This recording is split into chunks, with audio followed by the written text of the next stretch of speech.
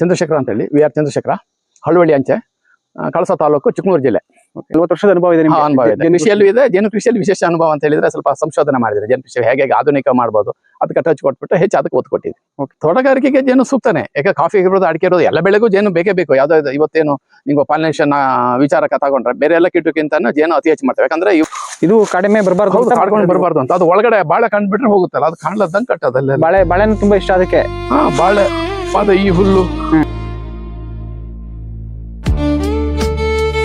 ನೀವು ಬಂದಿಲ್ಲ ಅದು ಅಲ್ಲ, ಅಡಿಕೆ ಸಸಿನ ತಿನ್ನುತ್ತೆ. ಆಮೇಲೆ ಎತ್ತರ ಹೋದ್ರೆ ಹೊಡಲ್ ಹೊಡೆದು ಇಷ್ಟು ದಪ್ಪಾಗಿರುತ್ತಲ್ಲ, ಈ ನಮ್ ತೋಟದಲ್ಲಿ, ನಮ್ದ್ರಲ್ಲಿ ಇಲ್ಲ, ಕಡಿಮೆ ಅಂದಲ್ಲ, ಅವ್ರ ತೋಟದಲ್ಲಿ ಬಾರಿ ಇದಲ್ಲ, ಹೊಡೆದ್ ಬಿಟ್ಟು ಅದು ಗಾಯ ಎದ್ದ ತಕ್ಷಣ ಬೀಳುತ್ತಲ್ಲ, ಅವ ಮತ್ತೆ ತಿನ್ನುತ್ತೆ. ಹೆಡೆ ಮೇಲ್ಗಡೆ ತಿನ್ನುತ್ತೆ. ಅಲ್ಲಿ ಮುಂದ್ಗಡೆ ಹೋಗಿ ಮಾಡೋಣ ಅಲ್ಲ. ಇದು ಫಾರೆಸ್ಟ್ ಡಿಪಾರ್ಟ್ಮೆಂಟ್ ಇಂದ ಏನೋ ಅದಕ್ಕೆ ತೀರ್ಕೊಂಡು ಹೋದ್ರೆ ಸ್ಟ್ರೈಕ್ ಎಲ್ಲ ಮಾಡಿದ್ವು. ಹಾಗೆ ಸ್ವಲ್ಪ ಸಿಕ್ತು ಅದು ಜನ ಸ್ವಲ್ಪ. ಬಟ್ ಅದ್ರನ್ನ ನಿರ್ವಹಣೆ ಮಾಡಕ್ಕೆ ಏನಿಲ್ಲ. ಈಗ ಮಾಡಿದ್ದಾರೆ. ನೀವು ಅದನ್ನ ಕೇಳಿದ ಪ್ರಶ್ನೆ ಒಳ್ಳೇದಾಯ್ತು. ಇತ್ತೀಚೆಗೆ IBX ಗೆ ಅವ್ರು ಸಬ್ಸಿಡಿ ಕೊಡ್ತಿದ್ದಾರೆ, ಸ್ವಲ್ಪ ಸಹಾಯಧನ ಮಾಡ್ತಿದ್ದಾರೆ. ಯಾರು ಕಾಡು ಕೋಣಗಳದ್ದು ಹಾವಳಿ ಇದೆಯೋ, ಕಾಡು ಪ್ರಾಣಿಗಳದ್ದು, ಆ ಬಾರ್ಡ್ರಿಗೆ IBX ಮಾಡಿ ಅಂತ ಹೇಳಿ ಅದ್ರದ್ದು ಎಷ್ಟೋ ಸಬ್ಸಿಡಿ ಇದೆ. ನಮ್ಮಲ್ಲಿ ಈಗ 2 ಒಬ್ಬರು ಮಾಡಿದ್ದಾರೆ. IBX ಅಂದ್ರೆ ಸರ್ ಕರೆಂಟ್ ಬೇಲಿ, ಎಲೆಕ್ಟ್ರಿಕ್ ಬೇಲಿ, ಅದಕ್ಕೆ ಸಬ್ಸಿಡಿ ಕೊಡ್ತಾ ಇದ್ದಾರೆ. ಹೌದೌದು, ಕರೆಂಟ್ ಮಾಡ್ಬೋದು, ಅಥವಾ ನೀವು ಸೋಲಾರ್ ಮಾಡ್ತೀವಿ ಅಂತ ಹೇಳಿದ್ರೆ ಎಷ್ಟೋ ಸಹಾಯಧನ ಕೊಡ್ತಿದ್ದಾರೆ ಫಾರೆಸ್ಟ್ ಇಲಾಖೆಯಿಂದ. ಈಗ ಫಸ್ಟ್ ಟೈಮ್ ಈ ವರ್ಷ ಒಬ್ರಿಗೆ ಆಯ್ತು, ಇನ್ನೊಬ್ರಿಗೆ ಮೊನ್ನೆ ಅಪ್ರೂವಲ್ ಆಗಿದೆ, ಬೇಲಿ ಮಾಡಿ ಅಂತ ಹೇಳಿದ್ದಾರೆ. ಎಲ್ಲ ಬಂದು ನೋಡಿ ಫಾರೆಸ್ಟ್ ಅವ್ರು ನೋಡಿ ಹೋಗಿದ್ದಾರೆ. ಒಳ್ಳೆ ಇನಿಷಿಯೇಟಿವ್ ತಗೊಂಡು. ಖಂಡಿತ ಅದು ನಮ್ಗೆ ಈಗ ಸತ್ ಮೇಲೆ ಪರಿಹಾರ ಕೊಡೋದಕ್ಕಿಂತ ಈ ತರ ಸಪೋರ್ಟ್ ಮಾಡಿದ್ರೆ prevention is better than cure ಅಂತ ಒಂದು ಒಳ್ಳೆ ಕೆಲಸ. ಅದು ಖಂಡಿತ ತಡೆಯೋದು ಮಾಡಿದ್ರೆ ಅಲ್ಲೇ ಕಡಿಮೆ ಆಗುತ್ತೆ. ಹೌದು. ಓಕೆ ಸರ್, ಈಗ ಇಲ್ಲಿ ನೀವು ಮೇಜರ್ ಆಗಿ ಮಾಡಿರೋದು ಇಲ್ಲಿ ಬಾಳೆ ಮಾಡಿದ್ರ? ಹೌದು, ಅಂದ್ರೆ ಅಡಿಕೆಗೆ ನೆರಳಿಗೆ ಬಾಳೆ ಹಾಕಿದ್ವಿ. ಅಡಿಕೆ ಬಂದ್ಮೇಲೆ ಬಾಳೆ ತೆಗೆದು ಕಾಫಿ ಹಾಕೋಣ. ಅಡಿಕೆಗೆ ಸ್ವಲ್ಪ ನೆರಳಾಗಿರ್ಲಿ ಅಂತ ಬಾಳೆ ತೋಟ ಮಾಡಿರೋದು. ಓಕೆ, ಅಡಿಕೆ ಮೇಲ್ ಬಂದ ಅಂದ್ರೆ ಎಲೆ ಚುಕ್ಕೆ ಇದೆ ಸ್ವಲ್ಪ, ಅದ್ರ ಸ್ಪ್ರೇ ಮಾಡ್ತಾ ಇದೀವಿ ಸ್ವಲ್ಪ. ಬೋರ್ಡು ದ್ರಾವಣ ಅವೆಲ್ಲ ಚೆನ್ನಾಗಿ ಮೇಲ್ ಬಂದ್ಮೇಲೆ ಇನ್ 2 ವರ್ಷಕ್ಕೆ ಬಾಳೆ ತೆಗೆದ್ಬಿಟ್ಟು ನೆಕ್ಸ್ಟ್ ಕಾಫಿ ಕೊಡ್ತೀವಿ. ಕಾಫಿ ಹಾಕ್ಬಿಡ್ತೀರಾ? ಹೌದು, ಅಡಿಕೆ ಮೇಲೆ ಹೋದ ತಕ್ಷಣ. ಇದು ಅಡಿಕೆ ಯಾವ ವೆರೈಟಿ ಸರ್? ಇದು ನಮ್ಮ ಮಲೆನಾಡದ್ದೇನೆ, ತೀರ್ಥಹಳ್ಳಿ ಅಂತ ಬರ್ತದೆ. ತೀರ್ಥಹಳ್ಳಿ ಅಡಿಕೆ ಅಂತ ಬರ್ತಿಲ್ಲ, ಅದನ್ನೇ. Okay okay. ಇದು ಸರ್ ಬಾಳೆ ಪುಟ್ಟ ಬಾಳೆ ಅಂತ ಹೇಳಿ, ಲೋಕಲ್ ತಳಿ. ಹೌದು, ಬಾಳೆ ಪುಟ್ಟ ಬಾಳೆ ಅಂತ ಹೇಳಿ ನಮ್ ಕಡೆನೂ ಪುಟ್ಟಬಾಳೆ ಅಂತ ಮಾಡ್ತೀವಿ. ಪುಟ್ಟಬಾಳೆ ಅಂತ ಪುಟ್ಟಬಾಳೆ ಅಂತ ಇದೆ. ಆ ಕಡೆ ದೊಡ್ಡ ಹೈಟ್ ಹೋಗಿದೆಯಲ್ಲ, ಅದು ಬೆಂಗಳೂರು ಬಾಳೆ ಅಂತ ಹೇಳಿ, ಬೆಂಗಳೂರು ಬಾಳೆ ಅಂತ ಕರಿತೀವಿ. ಇನ್ನೊಂದು ಪುಟ್ಟ ಬಾಳೆ, ಆಮೇಲೆ ಏಲಕ್ಕಿ ಬಾಳೆ ಅಂತ 3 ಬಾಳೆ ಇದೆ ಇಲ್ಲಿ. ಆಮೇಲೆ ಮನೆ ಹತ್ರ ಎಲ್ಲ ಚಂದ್ರಬಾಳೆ ಅಂತ ಇದೆ. ಬೂದ್ ಬಾಳೆ. ಹೌದು, ಚಂದ್ರಬಾಳೆ. ಅದು ಬೂದ್ ಬಾಳೆ ಅಲ್ಲ, ಚಂದ್ರಬಾಳೆ. ಅದು ಬಹಳ ಹೈಟ್ ಬೆಳಿತದೆ ಮನೆ ಹತ್ರ. ಚಂದ್ರಬಾಳೆ ಬೇರೆ, ಬೂದ್ ಬಾಳೆ ಬೇರೆ. ಅದು ಬೇರೆ. ಹೌದು, ನಮ್ ಕಡೆ ಬೂದ್ ಬಾಳೆನೂ ಇದೆ. ಚಂದ್ರಬಾಳೆ ಕೇಳಿಲ್ಲ ನಾವು. ಚಂದ್ರಬಾಳೆ ನೋಡಿ, ಸಾಮಾನ್ಯ ಅದು ನಿಮ್ಗೆ ಒಂದು 15 ಅಡಿವರೆಗೆ ಹೈಟ್ ಹೋಗುತ್ತೆ ಮರ. ಸುತ್ತಳತೆ ಸಾಮಾನ್ಯ 3.5 ಅಡಿ ಬರುತ್ತೆ. ಸುತ್ತಳತೆ 3.5 ಅಂತೂ ಪಕ್ಕ ಬರುತ್ತೆ. 15 ಒಂದ್ ಹೆಡೆ ಬರುತ್ತಲ್ಲ, ಏನು ಎಲೆ ಅಂತೀರಲ್ಲ, 12.5 13 ಅಡಿ ಬರ್ತದೆ ಹೆಡೆ. ಒಂದೊಂದ್ ಹೆಡೆ ಅಷ್ಟು ದೊಡ್ಡ ಆಗತ್ತೆ. ಸಾಮಾನ್ಯ ನಿಮ್ಗೆ ಆಗ್ಲೂ ಅಷ್ಟೇ 3.5 ಅಡಿ ಆಗಲ ಬರ್ತದೆ ಅದ್ರ ಹೆಡೆ. ವಿಶೇಷ ಇಲ್ಲಿ ಈ ಭಾಗದ ಒಂದು ಅದು ಮೂಲ ತಳಿಗಳು ನಮ್ಮಲ್ಲಿ. ಅದು ಚಂದ್ರಬಾಳೆ ಅಂತ ಹೇಳಿ ಅದ್ರಲ್ಲಿ 2 ಇದೆ. ಕೆಂಪು ಬರುತ್ತೆ, ಇನ್ನೊಂದು ಹಳದಿ ಬರುತ್ತೆ. 2 ತರ ಇದೆ. ಅದ್ರ ಚಂದ್ರಬಾಳೆಯಲ್ಲಿ 2 ವೆರೈಟಿ ಇದೆ. ಪುಟ್ಟಬಾಳೆಯಲ್ಲಿ 3 ವೆರೈಟಿ ಇದೆ. ಒಂದು ಚಿಕ್ಕ ಕಾಯಿ ಸಣ್ಣದ ಬರ್ತದೆ, ಒಂದ್ ಸ್ವಲ್ಪ ದೊಡ್ಡ ಬರ್ತದೆ, ಇನ್ನೊಂದು ಹಿಟ್ಟಿಟ್ಟಾಗಿ 3 ತರ ಬರುತ್ತೆ ಅದ್ರಲ್ಲಿ. ಇಲ್ಲಿ ಸರ್ ಸೀಬೆ ನೋಡ್ತಾ ಇದೀವಲ್ಲ, ಇದು ನೀವೇ ಹಾಕಿರೋದ?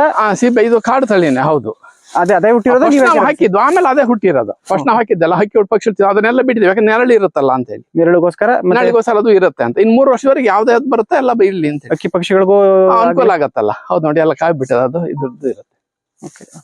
ಸೀಬೆ ನೋಡಿ, ಎಲ್ಲ ಬೀಜ ಹಾಕಿದ ನೋಡಿ, ಇಲ್ಲಿ ಎಲ್ಲ ಇದೆ ಸೀಬೆ. ಇದು ನೀರಿನ ವ್ಯವಸ್ಥೆ ಯಾವ ರೀತಿ ಸರ್ ನಿಮ್ ಕಡೆ? ಯಾವುದು ನೀರಿನ ವ್ಯವಸ್ಥೆ ಏನ್ ಮಾಡ್ತೀರಾ ಗಿಡಗಳಿಗೆ? ನೀರಿಗೆ ನಮ್ದು ಗ್ರಾವಿಟಿ ಮೇಲಿಂದ ಬರುತ್ತೆ, ಅದನ್ನ ಸುದರ್ಶನ ಸ್ಟಾಕ್ ಮಾಡಿ ಹೊಡಿಬೇಕು. ಅಂದ್ರೆ ಸ್ಪ್ರಿಂಕ್ಲರ್ ಯೂಸ್ ಮಾಡ್ತೀರಾ? ತುಂತುರು ನೀರಾವರಿ ಮಾಡ್ತೀವಿ. ಅಂದ್ರೆ ನಿಮ್ದು ಬೋರ್ವೆಲ್ ಇಲ್ಲ? ಬೋರ್ವೆಲ್ ಇಲ್ಲ, ನಮ್ಮ ಮಲೆನಾಡಲ್ಲಿ ಬೋರ್ವೆಲ್ ಬಹಳ ಕಡಿಮೆ. ಹೌದು, ತೆರೆದ ಬಾವಿ ಕೆಲವು ಕಡೆ ಮಾಡ್ತಾರೆ. ನಮ್ಮಲ್ಲಿ ಜರಿ ನೀರೇ ಮ್ಯಾಕ್ಸಿಮಮ್, ಜರಿ ಆಮೇಲೆ ಹಳ್ಳ ಅಂತ ಬರ್ತದೆ ಆ ಕಡೆಯಿಂದ, ಅದು ಮೋಟ್ರಿಂದ ಎತ್ತಾರೆ. ಅದನ್ನ ಒಂದ್ ಕಡೆ ಸಂಗ್ರಹಣೆ ಮಾಡ್ಕೊಂಡು ಅದನ್ನ ನೀವು ಸ್ಪ್ರಿಂಕ್ಲರ್ ಯೂಸ್ ಮಾಡ್ಕೊಂಡು. ಹೌದು, ಈ ಕುಡಿಯ ನೀರ್ನ ಎಲ್ಲದೂ ಒಂದ್ ಕಡೆ ಸ್ಟಾಕ್ ಮಾಡಿ ಇಟ್ಕೊಳ್ತೀವಿ. ನಮ್ಮಲ್ಲಿ ಸರದಿ ನೀರು ಅಂತ ಹೇಳಿ ನಮ್ದು ನಮ್ದು ಇದು 15 ಎಕರೆ ಇದೆ. ದೊಡ್ಡಪ್ಪ ಚಿಕ್ಕಪ್ಪ ಪಾಲ್ ಮಾಡ್ಕೊಂಡಿದ್ವಿ. ಒಬ್ಬಂದ್ ಹಾಕು ಒಬ್ಬನಿಗೆ ಆ ತರ ಸರ್ದಿ ಮಾಡ್ಕೊಳ್ತೀವಿ.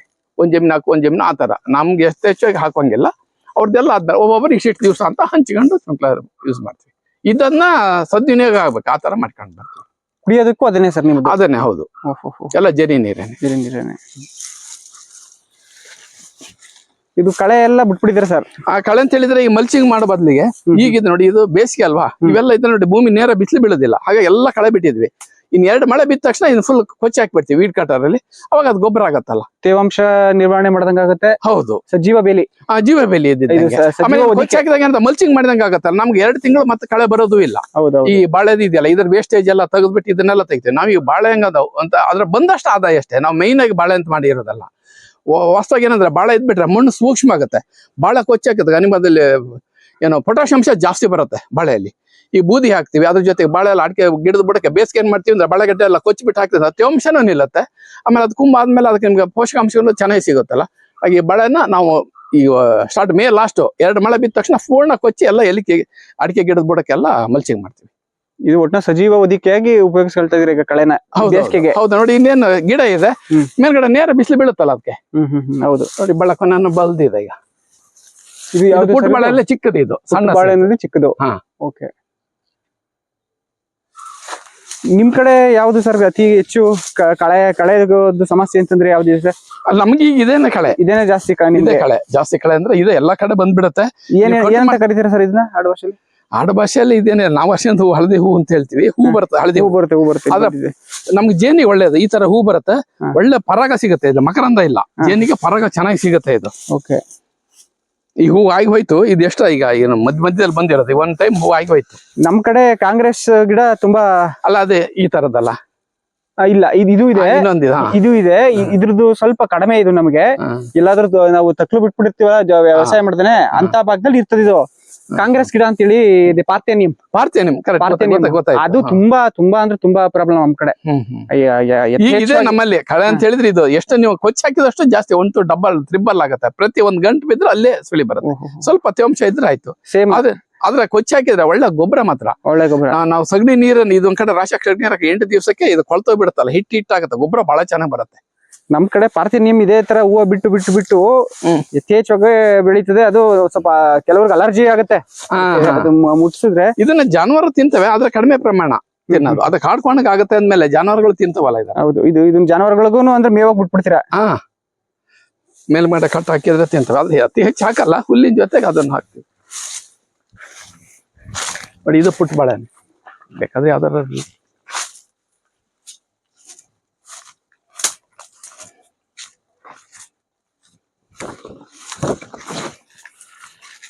ಬೆಂಗಳೂರು ಬಾಳೆ ಇದಿದೆ ನಮಗೆ. 2 ಪುಟ್ಟ ಬಾಳೆ. ಇದು ಬೆಂಗಳೂರು ಬಾಳೆ ಇನ್ನೂ ಸೈಜ್ ಆಗುತ್ತೆ. ನಾವು ಬುಡಕ್ಕೆ ಹೆಚ್ಚಿಗೆ ಏನ್ ಹಾಕದೇ ಇರೋದ್ರಿಂದ ಸ್ವಲ್ಪ ವೀಕ್ ಇದೆ. ಅಂದ್ರೆ ಇದನ್ನೆಲ್ಲ ಸರ್ ಏನ್ ಮಾಡ್ತೀರಾ ಈಗ? ಇಲ್ಲೇ ಲೋಕಲ್ ಅಂಗಡಿ ಕೊಡ್ತೀವಿ, ಮನಿ ಬೇಕಾದ್ರೆ ಯೂಸ್ ಮಾಡ್ತೀವಿ. ಮತ್ತೆ ಲೋಕಲ್ ಅಂಗಡಿ ಇದೆ, ಅವ್ರು ತಗೊಳ್ತಾರೆ. ಇದು ಫುಲ್ ಬಲ್ತಿದೆ. ಇದು ಪುಟ್ಟ ಬಾಳೆಯಲ್ಲಿ ದೊಡ್ಡ ಸೈಜ್. ಇದು 2ನೇ ವೆರೈಟಿ. ಅದು ಚಿಕ್ಕ ಬರುತ್ತೆ. ಇದು ಕಾಯಿ ಇನ್ನೂ ಸೈಜ್ ಬರುತ್ತೆ. ಈಗ ನಾವು ಹೆಚ್ಚಿಗೆ ವಿಶೇಷವಾಗಿ ಕೆಲಸ ಮಾಡದೇ ಇರೋದ್ರಿಂದ ಈ ಸೈಜ್ ಬಂದಿದೆ. ನಮ್ ಕಡೆ ಇದನ್ನ ಇದೇ ತರ ಬರೋದು. ಬಟ್ ಇದು ಏಲಕ್ಕಿ ಅಂತ ಹೇಳ್ತೀವಿ. ಅಲ್ಲ, ಏಲಕ್ಕಿ. ಇದು ಸರ್ ಇದು ಪಿಕ್ಕೆ, ಇದು ಕಾಡ್ಕುರಿದು ಇದೆ. ಬಟ್ ಏನ ಸಮಸ್ಯೆ ಇಲ್ಲ ನಿಮ್ಗೆ? ಇಲ್ಲ, ಅಷ್ಟೇ ಇಲ್ಲ. ಕಾಡ್ಕುರಿ ಬರುತ್ತೆ, ಜಿಂಕೆ ಇರ್ಬೇಕು. ಕಾಡ್ಕುರಿ ಹಿಟ್ಟಿಟ್ಟು ಸಣ್ಣ ಸಣ್ಣಕ್ ಬರುತ್ತೆ. ಜಿಂಕೆ, ಹಂದಿ. ಕಾಡಂದಿದು ಜಾಸ್ತಿ ಏನಾದ್ರು ಸಮಸ್ಯೆ ಇದೆ? ಕಾಡಂದಿ ಅಡಿಕೆ ಸಸಿ ಹೊಡಿತಾರೆ. ನಮ್ದು ಒಂದ್ಸಲ ಹಾಕಿರೋದು ಸಾಮಾನ್ಯ ಒಂದು 50% ಏಲಕ್ಕಿ ಇದನ್ನ ಅಡಿಕೆ ಸಸಿಯನ್ನ ಹಂದಿಗಳು ಹೊಡೆದ್ಬಿಟ್ಟು ಆಮೇಲೆ ಪುನಃ 2ನೇ ಕೊಟ್ಟಿರೋದು. ನೋಡಿ, ಇವೆಲ್ಲ ಮೊದಲ ಸಲ ಹಾಕಿರೋದು, ಇದೀಗ 2ನೇ ಕೊಟ್ಟಿರೋದು. ಈ ಸೈಜ್ ಆದ್ಮೇಲೆ ಹೊಡಿತಾವ. ಬುಡ್ಗಡೆ ತಿಂದ್ಬಿಟ್ಟು ಆನಿಗಳು ಬೈನ ಮರ ತಿನ್ನಂಗೆ ಆ ಬೆಂಡೆ ಇದೆಯಲ್ಲ ಮಾತ್ರ ತಿನ್ನೋದು. ಅದ್ ಮಧ್ಯ ನಮ್ಮಲ್ಲೂ ಸೇಮ್ ಸಮಸ್ಯೆ ಆಗಿದೆ ಸರ್. ಇದೆಯಾ ನಮ್ದೇನೆ 40-45 ಗಿಡ. ಇದು ಯಾವ್ದು ತೆಂಗನ್ನ ಏನ್ ಮಾಡ್ತು ಹೊಡೆದಾಗ 3 ವರ್ಷದ ಗಿಡಗಳು ಸ್ವಲ್ಪ ಏನೋ ಪ್ರಾಬ್ಲಮ್ ಆಯ್ತು. ನಾವು ಬ್ರಷ್ ಮಾಡಿರ್ಲಿಲ್ಲ, ಕಳೆನ ಫುಲ್ ಎಲ್ಲ ಉಣಿಸ್ಬಿಡೈತೆ. ಎಲ್ಲ ಉಣಿಸ್ಬಿಟ್ಟು ನಾವು ಹಂಗ ಟಿನ್ ಹಾಕಿದ್ದು, ಎಣ್ಣೆದು ಟಿನ್ ಬರುತ್ತೆ ನೋಡಿ, ಟಿನ್ ಹಾಕಿದ್ದು ಬುಡಕ್ಕೆ. ಅದನ್ನು ಬಿಡ್ಲ, ಅದನ್ನು ಎಲ್ಲಾನು ಹೊಡೆದಕ್ಕೆ ಎಲ್ಲ ಫುಲ್ 40-45 ಗಿಡ. ನಾವು ಅಡಿಕೆ ದಬ್ಬೆ ಕಟ್ತೀವಿ. ಅದೇ ನೀವು ಟಿನ್ ಹಾಕಿದಂಗೆನೆ 4 ಪತಿ ಅಡಿಕೆ ದಬ್ಬೆ ಕಟ್ಟಿ ಬಿಟ್ಟು ಮೇಲ್ಗಡೆವರೆಗೆ ಆ ತರ ಉಳಿಸ್ಕೊಂತೀವಿ. ಒಂದೊಂದು ಟೈಮ್ ಏನಾಗುತ್ತೆ ಅಂತ ದೊಡ್ಡ ಹಂದಿ ಆದ್ರೆ ನಾವು ಫಸ್ಟ್ ಸಣ್ಣಗಿರ್ಬೇಕಂದ್ರೆ 3 ಅಡಿ ಕಟ್ಟಿರ್ತೀವಲ್ಲ, ಅದನ್ನ ನೆಗೆದ್ಬಿಟ್ಟು ಅಡಿಕೆ ದಬ್ಬೆ ಮೇಲೆ ಕಾಲ್ ಕೊಟ್ಟು ಅಲ್ಲಿಂದ ಮೇಲೆ ಬಿಡುತ್ತೆ. ಆಮೇಲೆ ಕಟ್ಟೋದಿದ್ರೆ ಮೇಲ್ನವರಿಗೆ ಕಟ್ಟಕ್ ಶುರು ಮಾಡಿದ್ವಿ. ನಮ್ದು ಮೇಜರ್ ಸಮಸ್ಯೆನೆ ಅಡಿಕೆ ಇದಕ್ಕೆ ತೆಂಗಿಗೆ. ನಮ್ಗೆ ಅಡಿಕೆಗಿದ್ದಂಗೆ ನಿಮ್ಮ ತೆಂಗಿಗಿದೆ. ಮುಳ್ಳಂದಿ ಅಂತಾರೆ, ಮುಳ್ಳಂದಿ ತಿನ್ನೋಲ್ಲ. ಮುಳ್ಳಂದಿ ತೆಂಗು ತಿನ್ನೋದು ಹೌದು. ಯಾಕೆ ನಮ್ಮಲ್ಲಿ ಇದೆ ಮುಳ್ಳಂದಿ. ಈ ಕಾಡಂದಿಗಳು ತೆಂಗಿಗೆ ಅಷ್ಟು ಎಫೆಕ್ಟ್ ಇಲ್ಲ, ಮುಳ್ಳಂದಿ ತೆಂಗಿಗೆ ಎಫೆಕ್ಟ್ ಇದೆ. ಅಡಿಕೆ ಸಸಿಗೆ ಮುಳ್ಳಂದಿ ಮತ್ತು ಕಾಡಂದಿ ಎರಡರದ್ದು ಇದೆ. ಮ್ಯಾಕ್ಸಿಮಮ್ ನಮ್ ಕಡೆ ಕೆಲವರದು 100-200 ಸಸಿ ಹೊಡೆದಿದ್ದು ಉಂಟು.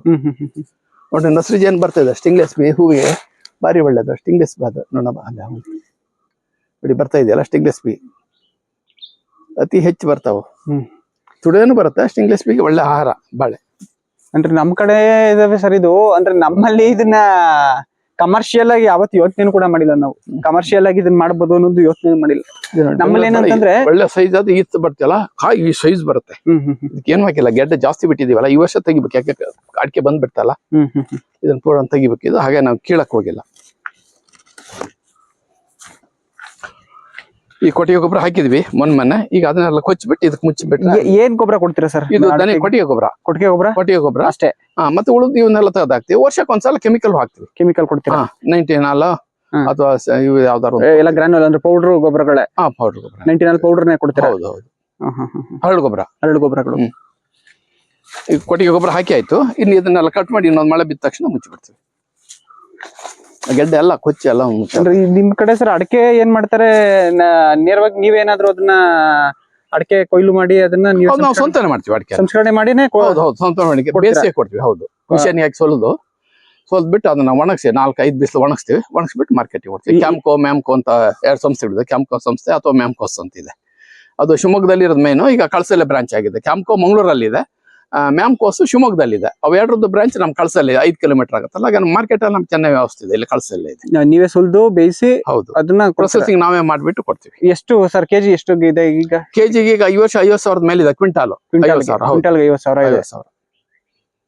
ಇಡಿನೇ ಮಾಡ್ತೀವಿ. ಮೊದಲು ಹೋಲ್ಡ್ ಮಾಡ್ತಿದ್ವು, ಇತ್ತೀಚೆಗೆ ಇಡಿನೇ ಮಿಷನ್ ಆಗಿರೋದ್ರಿಂದ ಕೈಲಿ ಸ್ವಲ್ತ ಮಾಡೋದಿಲ್ಲ. ಮಿಷನ್ಗೆ ಹಾಕ್ಬಿಟ್ಟು ಇಡಿ ಮಾಡಿ ಕೊಡ್ತೀವಿ. ರಾಶಿ ಇಡಿ ಬರುತ್ತೆ, ಚಿಕ್ನಿ ಅಂತ ಬೇರೆ ಬೇರೆ ವೆರೈಟಿ ಇದೆ. 50-52 ಸಾವಿರ ಸಿಗುತ್ತೆ. ಪರವಾಗಿಲ್ಲ. ನಮ್ ಕಡೆ ಅಂದ್ರೆ ಈಗ ಏನ್ ಶುರುವಾಗಿದೆಯಲ್ಲ ಎಲ್ಲ ಗುತ್ತಿಗೆ ಹೋಗ್ಬಿಡ್ತಾರೆ. ಅವರೇ ಬರ್ತಾರೆ, ಕುಯ್ಕೊಂಡು ಹೊಟ್ಟೋಗ್ಬಿಡ್ತಾರೆ. ಕುತ್ತಿಗೆ ಮಾತಾಡ್ಬಿಟ್ಟು ಗುತ್ತಿಗೆ ಕೊಟ್ಬಿಡ್ತಾರೆ. ನಮ್ಮಲ್ಲಿ ಇನ್ನೂನು ಹತ್ತು ಕೀಳುವಂತದ್ದು ಅಷ್ಟು ಕೌಶಲ್ಯತೆ ಇನ್ನ ಗೊತ್ತಾಗಿಲ್ಲ. ಈಗ ಒಂದಷ್ಟು ಬರ್ತಾ ಇರೋದ್ರಿಂದ ಇನ್ ಮುಂದೆ ಬರ್ಬೋದೇನೋ. ಸದ್ಯಕ್ಕಂತೂ ಬರುತ್ತೆ. ಯಾಕಂದ್ರೆ ಚನ್ನಗಿರಿ ಕಡೆ ಇತ್ತೀಚೆಗೆ ಶುರು ಮಾಡಿಕೊಂಡಿದ್ದಾರೆ. ಅವ್ರು ನಮ್ಮಿಂದನೂ ಎಕ್ಸ್ಪರ್ಟ್ ಆಗಿಬಿಟ್ಟಿದ್ದಾರೆ. ಯಾಕಂದ್ರೆ ಅದು ಇಳುವರಿ ಅವರಿಗೆ ಮೆಕ್ಕೆಜೋಳ ರಾಗಿ ಇಂತ ಬೆಳೆಯೋರು ಏಕದಮ್ ಮಾಡ್ಕೆ ಅಂದ್ರೆ ಅವರು ನಿರೀಕ್ಷೆ ಮೀರಿ ಬರೋದಾಗಿದ್ದರಿಂದ ಅದ್ರ ಹೆಚ್ಚು ಆಸಕ್ತಿ ಕೊಟ್ಬಿಟ್ಟು ಚನ್ನಗಿರಿ ನಮ್ಮ ಭವನ್ ತೋಟನೂ ಇದೆ. ಅದು ಅಡಿಕೆ ನಾಡು ಅಂತಾನೆ ಆಯ್ತು ಚನ್ನಗಿರಿ. ಹೌದು, ಮೆಕ್ಕೆಜೋಳ ಬೇರೆಯವರು ಅಡಿಕೆ ನಾಡು ಮಾಡಿದ್ದಾರೆ. ಹಾಗೆ ನಿಮ್ಮಲ್ಲಿ ಮಂಡ್ಯ ನಿಮ್ ಎಲ್ಲಾ ಕಡೆ ತುಂಬಾ ಸರ್. ತುಂಬಾ ಅಂದ್ರೆ ಹೆಂಗೆ ಅಂದ್ರೆ ಮುಂಚೆ ನಮ್ಮಲ್ಲಿ ಅಲ್ಲಿ ಮೇಜರ್ ಕ್ರಾಪ್ ಬಂದು ಭತ್ತ ಇತ್ತು, ರಾಗಿ, ಕಬ್ಬು ಜಾಸ್ತಿ ನಮ್ ಕಡೆ. ಕಬ್ಬು ನೀರಾವರಿ ಇರೋದ್ರಿಂದ KRS ಡ್ಯಾಮ್ ಇರೋದ್ರಿಂದ ನೀರಾವರಿನಲ್ಲಿ ಕಬ್ಬು, ಭತ್ತ ಮತ್ತೆ ರಾಗಿ ಎಲ್ಲಿ ಮಳೆ ಆಶ್ರಿತ ಇರ್ತದೆ ಅಲ್ಲಿ ರಾಗಿ ಇರ್ತಿತ್ತು. ಮತ್ತೆ ಫಾರೆಸ್ಟ್ ತುಂಬಾ ಇದು ತೋಟಗಾರಿಕೆ ಬೆಳೆಗಳು ತುಂಬಾ ಕಡಿಮೆ. ರೇಷ್ಮೆ ಇದೆ ನಮ್ ಕಡೆ. ರೇಷ್ಮೆ ತುಂಬಾ ಇದೆ ನಮ್ಗೆ. ಪಕ್ಕದಲ್ಲೇ ಚನ್ನಪಟ್ಟಣ ಮತ್ತೆ ರಾಮನಗರ ನಮ್ಮಲ್ಲಿ ಸಿಲ್ಕ್ ಮತ್ತೆ ಮಿಲ್ಕ್ ಎರಡೇ ತುಂಬಾ ಚೆನ್ನಾಗಿ ಹೋಗ್ತಾ ಇರೋದು. ಅವೆರಡೆ ಹೋಗ್ತಾ ಇರೋದು. ಇತ್ತೀಚೆಗಂತೂ ಎಲ್ಲಾ ತುಂಬಾ ಯಾವ್ದನ್ನು ಬಿಡ್ತಲ್ಲ. ಯಾವ ತೆಂಗಿನ ತೋಟ ಇರ್ಲಿ, ಯಾವ ಗದ್ದೆಗಳಿರ್ಲಿ, ಭತ್ತದ ಗದ್ದೆಗಳಿರ್ಲಿ, ಎಷ್ಟು ಆಗ್ತಾ ಇದಾರೆ ಅಂದ್ರೆ ತುಂಬಾ ಅಂದ್ರೆ ದೊಡ್ಡ ಪ್ರಮಾಣದಲ್ಲಿ ಆಗ್ತಾ ಇದಾರೆ. ಅಡಿಕೆನೆ ಮಾಡ್ತಿದ್ದಾರೆ ತುಂಬಾ ಅಂದ್ರೆ ತುಂಬಾ. ಎಲ್ಲ ನಿಮ್ ಕಡೆಯಿಂದಾನೆ ತೀರ್ಥಹಳ್ಳಿ ಅಂತಾನೆ ತಗೊಳ್ತಾರೆ. ಮಲ್ನಾಡ್ ಅಂದ್ರೆ ತೀರ್ಥಹಳ್ಳಿ ಹೆಸರು ಬಂದು ಹೋಗಿದೆ. ಸೇಮ್ ಅದೇನೆ ಇರೋದು, ಎಲ್ಲ ಒಂದೇನೆ. ಅದ್ರ ತೀರ್ಥಹಳ್ಳಿ ಅಂತ ಹೆಸರು ಬಂದು ಹೋಯ್ತು. ಅಡಿಕೆ ಹೆಸರು ಬಂತು. ಶೃಂಗೇರಿ ಅಡಿಕೆ, ತೀರ್ಥಹಳ್ಳಿ ಅಡಿಕೆ ಅಂತ ಮೊದಲಿಂದಾನು ಒಂದಿದೆ. ತುಂಬಾ ಅಂದ್ರೆ ಇನ್ ಭವಿಷ್ಯಕ್ಕೆ ಭತ್ತ ಬೆಳೆಯಕ್ಕೆ, ರಾಗಿ ಬೆಳೆಯಕ್ಕೆ ಬಿಡ್ತಾರ ಇಲ್ಲೋ ಮಟ್ಟಿಗೆ ಹಾಕ್ಬಿಟ್ಟಿದ್ರು ಸರ್. ಅಂದ್ರೆ ಎಷ್ಟು ಕಮರ್ಷಿಯಲ್ ಕ್ರಾಪ್ ಆಗಿರೋದ್ರಿಂದ ದುಡ್ಡು ನೋಡ್ಬೋದು ಅನ್ನೋ ಉದ್ದೇಶಕ್ಕೆ ತುಂಬಾ ಅಂದ್ರೆ ತುಂಬಾ ದೊಡ್ಡ ಪ್ರಮಾಣದಲ್ಲಿ ಮಾಡವ್ರೆ. ಎಲ್ಲ ಪ್ರೈವೇಟ್ ಟಿವಿ ಚಾನೆಲ್ಗಳು ಹೇಳ್ತಾರೆ ಅಡಿಕೆ ಹಾಕಿ ಕಾಫಿ ಹಾಕಿ, ಅಡಿಕೆ ಹಾಕಿ ಕಾಫಿ ಹಾಕಿ.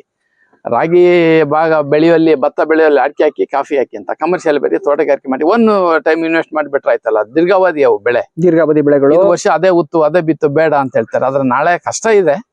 ನಿಮ್ದೇನೋ ಸರ್ ಈಗ ನೀವ್ ಹೇಳ್ದಂಗೆ ನಿಮ್ದು ಮಳೆ ಆಶ್ರಿತ ಪ್ರದೇಶ. ಆಲ್ಮೋಸ್ಟ್ ನಿಮ್ಗೆ ನೀರಿನ ಸಮಸ್ಯೆ ಅಷ್ಟಾಗಿ ಅಲ್ಲ. ನಮ್ಗೆ ಭತ್ತ ಬೆಳೆಗೆ ಖಂಡಿತ ನೀರಿನ ಸಮಸ್ಯೆ ಇಲ್ಲ.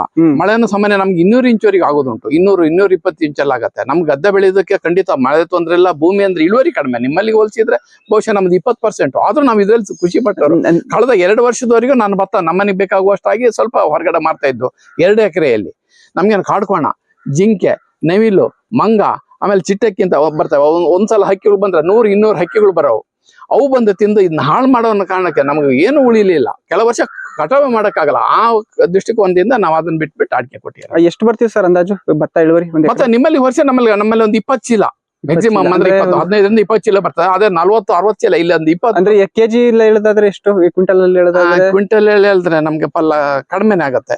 ಒಂದು 20 ಅಂತ ಹೇಳಿದ್ರೆ 8-24 ಒಂದು 15 ಕ್ವಿಂಟಲ್ ಅಷ್ಟೇ. ನಮ್ಮಲ್ಲಿ ಇನ್ನೊಂದು 4-5 ಕ್ವಿಂಟಲ್ ಮೇಲೆ ಅಲ್ಲ, 15 ಕ್ವಿಂಟಲ್ ಮ್ಯಾಕ್ಸಿಮಮ್ ಬೆಳೆಯೋರು ಹೇಳಿದ್ ನಾನು. ಈಗ ನಮ್ದು ಮ್ಯಾಕ್ಸಿಮಮ್ 15. ಮ್ಯಾಕ್ಸಿಮಮ್ ಹೇಳಿರೋದು ನಾನು. ನಮ್ದು 15-20 ಆಸ್ಪಾಸು ಎಲ್ಲ ಬರುತ್ತೆ. ನಮ್ದೇನು ಅಂದ್ರೆ ನಮ್ದಲ್ಲ, ನಮ್ ಕಡೆ ಅಡಕೆದು ಇಳುವರಿ ಅಲ್ಲ ಅದು ಹೇಗೆ ಹೇಳಿದ್ರೆ ನಿಮ್ ಹಳ್ವಳ್ಳಿ ಅಂತ ನಮ್ ಈ ಗ್ರಾಮ ತಗೊಂಡ್ರೆ ಇದೆಯಲ್ಲ ನಿಮ್ಗೆ 9 ಕ್ವಿಂಟಾಲೆ. ಸ್ವಲ್ಪ ಆಚೆ ಹೋದ್ರೆ ಬೈಲ್ ಪ್ರದೇಶ ಇದೆ, ನಮ್ದು ಈಗ ನೋಡಿದ್ರ ನೀವು ಗುಡ್ಡನೆ, ನಿಮ್ಗೆ ಪಕ್ಕ ಅಂತರವಾಗಿ ಇರೋದ್ರಿಂದ ಸಣ್ಣ ಸಣ್ಣ ಗದ್ದೆಗಳು, ಕೆಲಸ ಜಾಸ್ತಿ. ನಮ್ ಕಡೆ ನಿಮ್ ಕಡೆ ಭತ್ತದ ಇಳುವರಿ ಕಡಿಮೆ, ನಮ್ ಕಡೆ ಅಡಕೆದು ಇಳುವರಿ ಕಡಿಮೆ ಇದೆ ಸರ್. ಆದ್ರೂ ಅಡಕೆ ನಿಮ್ಮ ಆ ಇಳುವರಿಗೆ ನಿಮ್ಮಲ್ಲಿ ಸಾಕು ಆದಾಯ ಬರುತ್ತೆ, ಯಾಕಂದ್ರೆ ನಿಮ್ಮಲ್ಲಿ ಲೇಬರ್ಸ್ ಕಡಿಮೆ ಸಾಕಾಗತ್ತೆ. ನಮ್ಮಲ್ಲೆಲ್ಲ ಮನೆಯಿಂದ ನೋಡಿ ಇಲ್ಲಿ ಗೊಬ್ಬರ ತಲೆ ಹೌದೌದು ಡೌನ್. ನಿಮ್ದು ಲ್ಯಾಂಡ್ಸ್ಕೇಪು ಇದಿರೋದ್ರಿಂದ ಪ್ರತಿಯೊಂದನ್ನು ನೀವು ತರಕ್ಕೆ ಮಾಡಕ್ಕೆ ತುಂಬಾ ಹಿಂಸೆ ಆಗುತ್ತೆ. ನಮ್ದು ಆತರ ಇಲ್ಲ, ನಮ್ದೆಲ್ಲ ನಾವೇನು ರೋಡ್ ಮಾಡೋಣ 2 ಎಕರೆ ರೋಡ್ ಮಾಡೋಣ ಅಂತ ಹೇಳಿದ್ರೆ ಒಂದ್ ಕಡೆ ದರ ತೆಗೆದು ಇನ್ನೊಂದ್ ಕಡೆ ಹೊಂಡ ತುಂಬಿಸ್ಬೇಕು, ಅಷ್ಟಾಗತ್ತೆ. ಅಲ್ಲಿ ಹೌದೌದು ತುಂಬಾ ಸಮಸ್ಯೆ. ನಮ್ದು ಗಾಡಿಗಳೇ ಹೋಗಿ ಒಳಗಡೆನೆ ತಗೊಂಡೋಗಿ ಗಿಡದ ಪಕ್ಕನೆ ಹಾಕ್ಬೋದು, ಆ ಮಟ್ಟಕ್ಕೆ ನಮ್ದು ಜಾಗಗಳಿದಾವೆ. ನಿಮ್ದು ಅದೊಂದು ಸ್ವಲ್ಪ ಲ್ಯಾಂಡ್ಸ್ಕೇಪ್ ಸ್ವಲ್ಪ ಇದೆಯಲ್ಲ, ಬೆಟ್ಟ ಗುಡ್ಡಗಳ ತರ ಇರೋದ್ರಿಂದ ಸ್ವಲ್ಪ ನಿಮ್ದು ಹಿಂಸೆ. ಹೌದು, ಸಂಜೆ ಬಿಸಿಲು. ಇದು ನಿಮ್ಗೆ ಒಂದೇ ಕಡೆ ಅಲ್ಲ ಸರ್, ಎಲ್ಲಾ ಕಡೆ ನಮ್ ಕಡೆ ಇದೇ ಸಮಸ್ಯೆ. ಕರೆಕ್ಟ್ ಆಗಿ ತಂದು ಬಾರ್ಡ್ರ್ ಎಲ್ಲಿರ್ತದೆ ಜಮೀನ್ ಮಧ್ಯ ತಂದು ಹಾಕ್ತಾರೆ. ಅದು ಎಲ್ಲಾ ಕಡೆ ಒಂದೇ, ಮನುಷ್ಯನ್ ಬುದ್ಧಿ ಎಲ್ಲೋದ್ರು ಅದು ಬದಲಾವಣೆ ಆಗೋದಿಲ್ಲ. ಸ್ವಲ್ಪ ಜಾಗ ಬಿಟ್ಟು ಹಾಕಳಲ್ರು. ಅದೇ ವಿದೇಶಿ ಮರಗಳೆಲ್ಲ ಇದಾವೆ. ಇದು ಅದೇ ನಾವೀಗ ತಮ್ಮನಿ ಬಿಟ್ಟಿದ್ವಿ, ತಮ್ಮಂದಾಯ್ತು. ಇದು ರೋಡಿಗೆ ಅಂತ ಬಿಟ್ಕೊಂಡಿದ್ವಿ, ಈಗ ಮನೆಯಿಂದ ರೋಡ್ ಮಾಡಿ ಅರ್ಧವರಿ ಮಾಡಿದ್ವಿ. ಇದು ಇನ್ನೊಬ್ಬಂದು ಬರುತ್ತೆ ಇಲ್ಲಿಂದ ಮೇಲೆ. ಒಟ್ಟು ನೀವೀಗ ಮೇಲ್ಗಡೆಯಿಂದಾನೇ ತರ್ಬೇಕು ಸರ್, ಅಲ್ಲಿ ಮನೆಯಿಂದ ಗೊಬ್ಬರ ತರಬೇಕು, ಏನೇ ತರಬೇಕು. ಇದುವರೆಗೆ ತಲೆಹೊರೆ ಇಲ್ಲಿ, ಈಗ ಅದ್ ರಸ್ತೆಗೆ ಮಾಡ್ತಾ ಇದ್ದೀವಿ ಪ್ಲಾನ್. ನಿಮ್ ಕಡೆ ಸರ್ ಯಾವ ರೀತಿ ಇದೆ ಜಮೀನ್ದು ರೇಟ್? ಇಲ್ಲ, ಇಲ್ಲಿ ಇಷ್ಟೇ ರೇಟ್ ಅಂತ ಫಿಕ್ಸ್ ಇಲ್ಲ. ನಿಮ್ ಕಡೆ ಹಾಗೆ ನಾವು ಜಮೀನಿಗೆ ಯಾರಿಗೂ ರೇಟ್ ಫಿಕ್ಸ್ ಇಲ್ಲ, ಪೌದನಿಗೆ ಗೊತ್ತಿದೆ. ನೀರಾವರಿ, ರಸ್ತೆ ಸೌಕರ್ಯ, ಆಮೇಲೆ ಆಚೀಚೆ ಯಾರ್ದು ಇರಬಾರ್ದು. ಓನ್ ಜಮೀನು ತಿರುಗುವಂತ ದಾರಿ, ನೀರು ಇದ್ರೆ ಮಾತ್ರ ರೇಟ್ ಜಾಸ್ತಿ. ಇಲ್ಲಾಂದ್ರೆ ಕಡಿಮೆ. ಸಾಮಾನ್ಯ ಒಂದು 5 ಲಕ್ಷದಿಂದ ಸ್ಟಾರ್ಟ್ ಆಗುತ್ತೆ. ಅಂದ್ರೆ ಎಷ್ಟಕ್ಕೆ?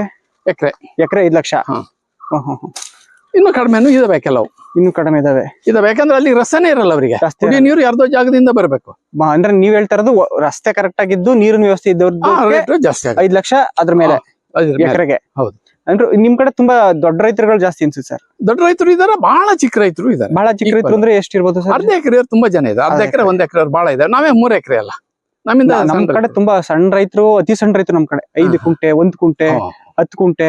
ನಮ್ ಕಡೆ ಒಂದು ಅರ್ಧ ಎಕರೆ ಸಣ್ಣ ರೈತರು, ಅರ್ಧ ಎಕರೆ 1 ಎಕರೆ, ಮ್ಯಾಕ್ಸಿಮಮ್ 100 ಎಕರೆವರೆಗೆ ಇದಾರೆ. 100 ಎಕರೆ. ನಮ್ಮಲ್ಲಿ ಒಂದು 5 ಎಕರೆ ಇದ್ರೆ ಅವ್ರು ದೊಡ್ಡ ರೈತರು ಅಂತ ನಮ್ ಭಾಗದಲ್ಲಿ. ಆಮೇಲೆ ನಮ್ ಕಡೆ ಎಲ್ಲ ಹೇಗೆ ಅಂತಂದ್ರೆ, ನಮ್ ಕಡೆ ಎಲ್ಲ ಎಕ್ಸ್ಪ್ರೆಸ್ ಸೇವೆಗಳು ಬಂದ್ಬಿಟ್ಟೈತೆ. ಕುಂಟೆಗೆ 5 ರಿಂದ 10 ಲಕ್ಷ ಕುಂಟೆ. ಕುಂಟೆಗೆನೆ ಬೆಲೆ ಜಾಸ್ತಿ. ಈ ಕಡೆ ಅಂದ್ರೆ ಎಲ್ಲ ಏನಾರ ಬೇಕು, ಹೊರಗಡೆಯಿಂದ ಬೆಂಗಳೂರು ಕಡೆಯಿಂದ ಬಂದು ಇಲ್ಲಿ ಜಮೀನ್ಗಳು ತಗೊಂಡು ತಗೊಂಡವ್ರು ಇದಾರೆ. ಆ ಮೇನ್ ರೋಡ್ ಬದಿಲಿ 1-2 ಜನ ತಗೊಂಡಿದ್ದಾರೆ. ಅವ್ರು ಬೊಂಬಾಯಿಂದ, ಆಮೇಲೆ ಬೆಂಗಳೂರಿಂದ ಬಂದವರು. ಅವ್ರಿಗೇನು ಇಲ್ಲೇ ಸೇಲ್ ಮಾಡ್ತೀನಿ ನಿಂತಿದ್ದಾರೆ, ಬೇಡ ಅನ್ಸಿ. ಬಟ್ ಇದಾರೆ, ಬೆಂಗಳೂರಿಂದ ಬಂದು ಇಲ್ಲಿ ತಗೊಂಡಿರೋರು ಇದಾರೆ ಸರ್. ತಗೊಂಡವ್ರು ಇದಾರೆ. ಅವ್ರು ಬರೋದು ಅಂತಿತ್ತು, ಅವ್ರು ಬರಲ್ಲ, ಯಾಕಂದ್ರೆ ಬೆಂಗಳೂರು ಬಿಟ್ಟು ಬರಕ್ ಆಗಲ್ಲ ಅವರಿಗೆ.